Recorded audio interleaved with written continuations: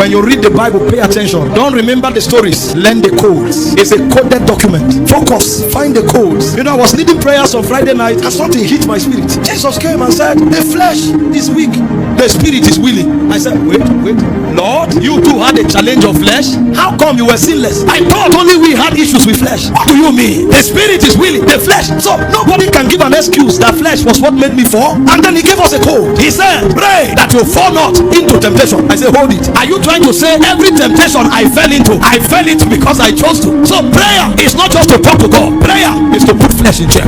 Prayer is to make you rise above temptation. So the Christian walk is possible to be perfect. Anybody and everybody can live above temptation. The problem is that we don't do what he did.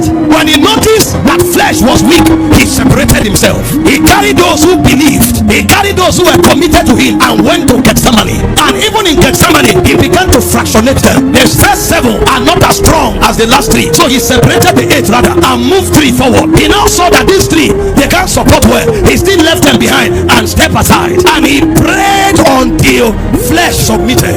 When he stood up, he walked up to those who came to arrest him. There was no fear, there was no contemplation. He spoke with audacity. Whom seek ye? They said, Jesus of Nazareth. He walked to them and said, I am he. They went back and fell. Oh my God. He came again. I say, whom seek ye? They said, Jesus of Nazareth. I told you already, I am he.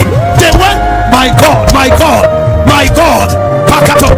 You know what that means? Every temptation you overcome, new levels are added, greater measures are released, greater dimensions are released. The book is coded. The book. I speak over someone. Every word you came here with, you are leaving them behind.